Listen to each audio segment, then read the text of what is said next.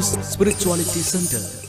நம்முடைய எம்மாவுஸ் ஆன்மீக மையத்திலிருந்து வெளியிடப்படுகின்ற யூடியூப் செய்திகளை நீங்கள் பார்க்கின்ற பொழுது அதற்கு கீழே இருக்கின்ற சப்ஸ்கிரைப்பை கிளிக் செய்யவும். பிறகு அதற்கு அருகிலே உள்ள பெல் என்ற படத்தையும் கிளிக் செய்யவும். அப்பொழுதுதான் நாங்கள் இங்கிருந்து அனுப்புகின்ற எல்லா யூடியூப் செய்திகளும் உடனே உங்களுக்கு வந்து சேரும். நீங்களும் பார்த்து பயனடைய முடியும். நன்றி.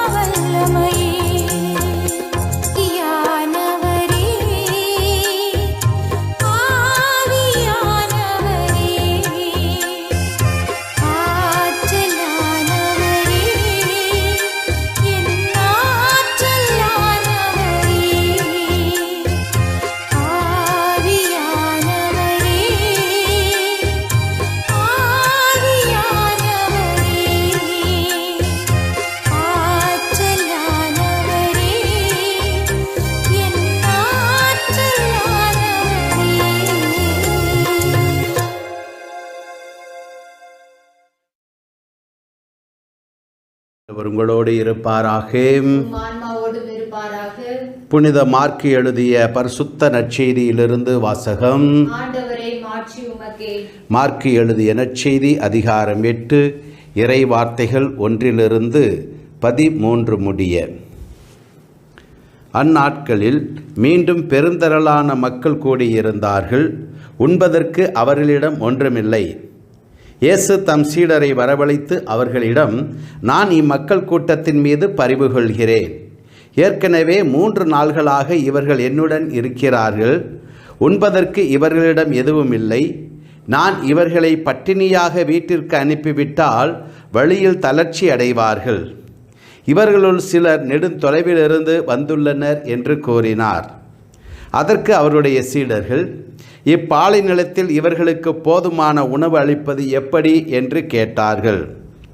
அப்போது அவர் அவர்களை பார்த்து, உங்களிடம் எத்தனை அப்பங்கள் உள்ளன என்று கேட்டார். அவர்கள் 7 என்றார்கள். தரையில் அமர மக்களுக்கு அவர் கட்டளையிட்டார். பின்பு அந்த 7 அப்பங்களையும் எடுத்து கடவுளுக்கு நன்றி செலுத்தி பிட்டு பரிமாறும்படி தம் சீடர்களிடம் கொடுக்க அவர்களும் மக்களுக்கு அளித்தார்கள். சிறு மீன்கள் சிலவும் அவர்களிடம் இருந்தன. அவற்றின் மீது அவர் ஆசிகூறி பரிமாறச் சொன்னார். அவர்கள் வயிறார உண்டார்கள். மீதியாயிருந்த துண்டுகளை 7 கூடைகள் நிறைய எடுத்தார்கள். அங்கு இருந்தவர்கள் ஏறக்குறைய 4000 பேர். பின்பு அவர் அவர்களை அனுப்பிவிட்டார். உடனடியாக தம் சீடருடன் படகேறி தல்மனத்தா பகுதிக்கு சென்றார். இது ஆண்டவரின் அருள்வாக்கு. கண்களை மூடி நாம் செபிப்போம். பிதாவே, உம்மை ஆராதிக்கிறோம். இயேசுவே, உம்மை ஆராதிக்கிறோம். ஆவியானவரே உம்மை ஆராதிக்கிறோம். மூவரு தெய்வமே உம்மை ஆராதிக்கிறோம். இயேசுவே, இந்த இறை வார்த்தையை கேட்டு உம்மிடமிருந்து வல்லமையை பெற்றுக்கொள்ள எங்களுக்கு வரம் தாரும் ஆண்டவரே.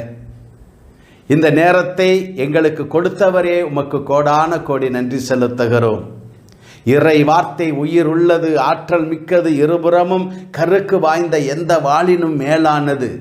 அது மனிதனுடைய ஆன்மாவிற்குள்ளும் ஆவிக்குள்ளும் செல்லக்கூடியது, மூட்டு மூளை வரை எட்டக்கூடியது என்று சொன்னீரே. அப்படியாய் இந்த இறை வார்த்தைகளை தியானிக்கின்ற பொழுது அது எங்களுடைய வாழ்க்கையிலே, எங்கள் குடும்பங்களிலே மாற்றங்களை கொடுக்க வரம் தாரும். எங்களுடைய நோய்களை குணமாக்க வரம் தாரும். எங்களுடைய பிணிகளை நீக்க வரம் தாரும்.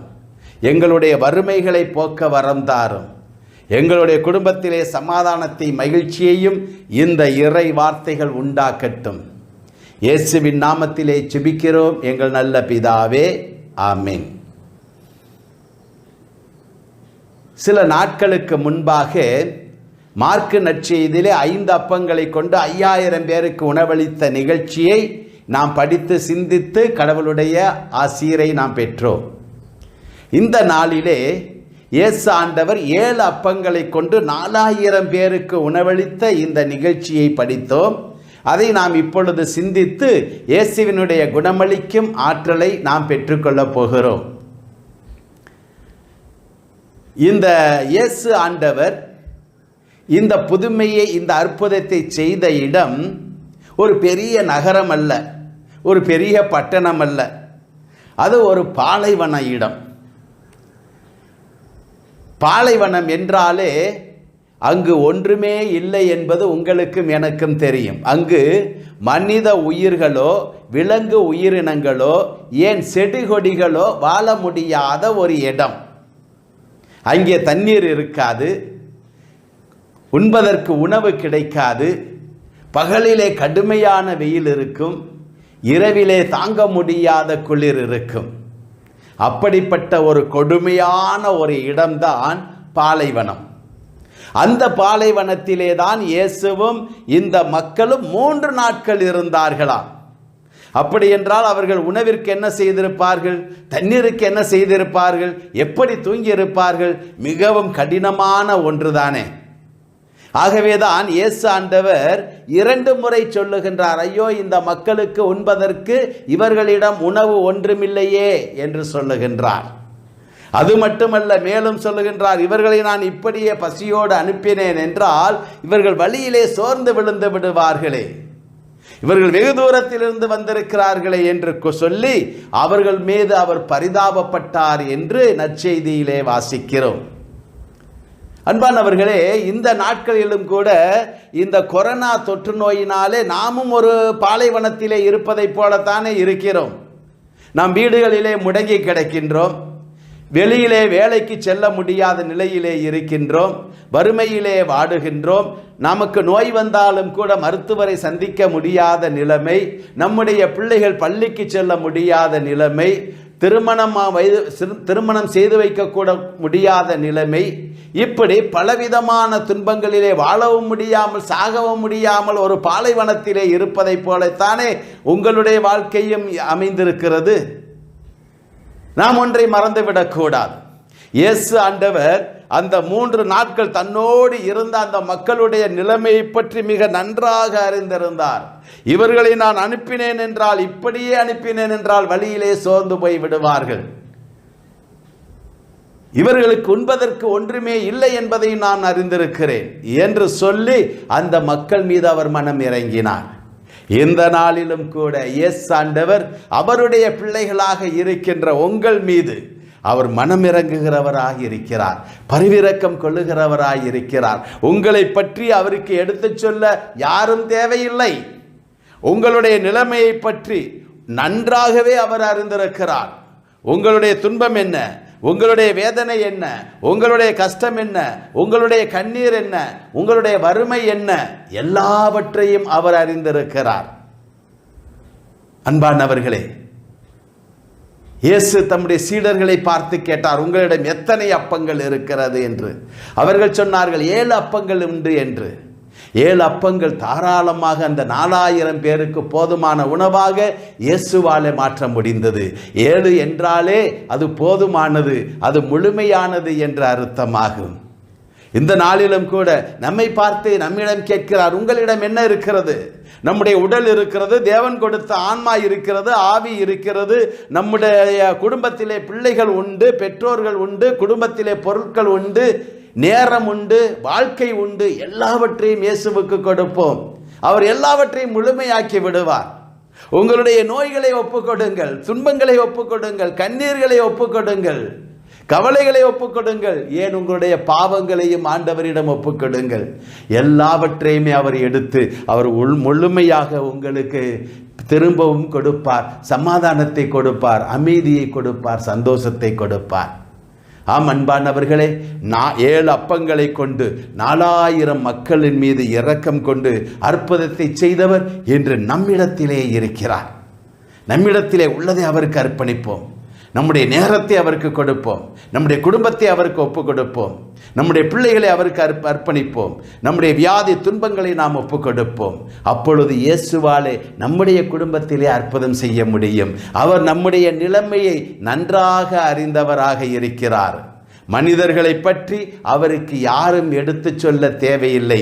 அவர் எல்லாவற்றையும் அறிந்தவர் என்று நாம் நற்செய்தியிலே வாசிக்கிறோம்.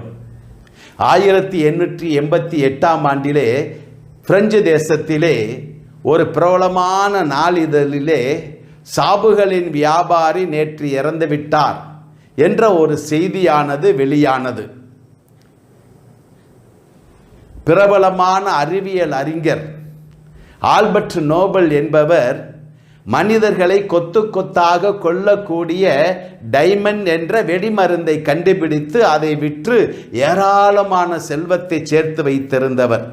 அவர்தான் இறந்து விட்டார் என்று அந்த செய்தித்தாளிலே வெளியிடப்பட்டிருந்தது. இந்த செய்தியை உயிரோடு இருந்த ஆல்பர்ட் நோபல் படிக்கின்றார். அதை படித்த உடனே அவருக்கு எல்லையில்லா வேதனை துன்பங்கள் வந்துவிட்டது, கஷ்டமாகிவிட்டது. உண்மையிலே இறந்தது ஆல்பர்ட் நோபல் அல்ல, அவருடைய மூத்த சகோதரன் லூட்விக் நோபல் என்பவர் தான் இறந்து போயிருந்தார். அவருக்கு பதிலாக தவறாக ஆல்பர்ட் நோபலுடைய பெயரானது வெளியிடப்பட்டு விட்டது. அதை அறிந்து அவர் மிகுந்த வேதனை அடைந்தார். தான் உயிரோடு இருக்கின்ற பொழுதே தன்னுடைய இறந்த செய்தியை படித்த அவருக்கு எல்லையில்லா துன்பம். அதைவிட மிகுந்த வேதனை கொடுத்தது என்னவென்றால், சாபுகளின் வியாபாரி என்று அவரை அழைத்து விமர்சித்திருந்தார்களே, அதைத்தான் அவராலே தாங்கிக் கொள்ள முடியவில்லை.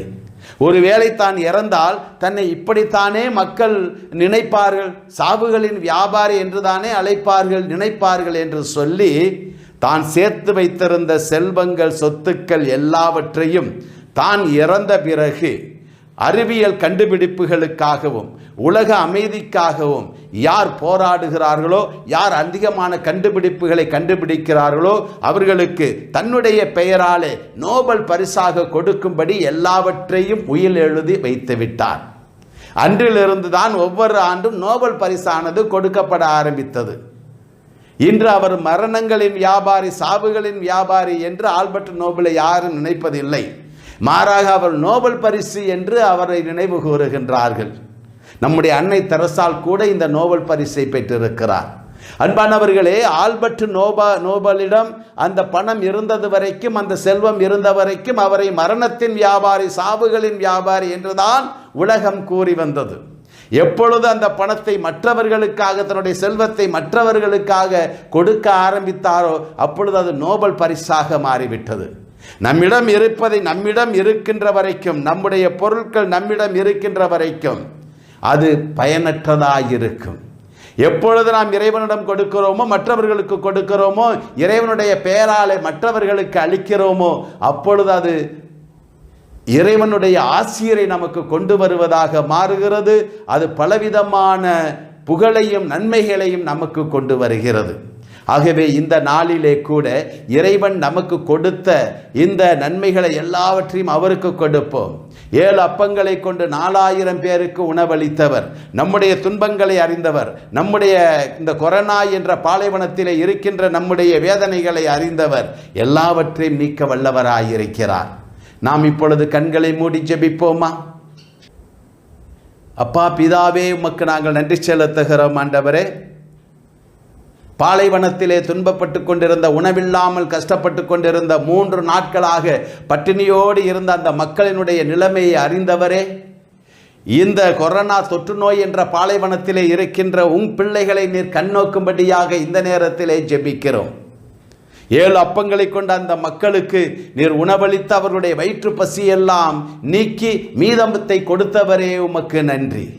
அதை போன்று தகப்பனே, இந்த நாளிலே எங்களிடம் உள்ளது அனைத்தையும் உமக்கு அர்ப்பணிக்கிறோம்.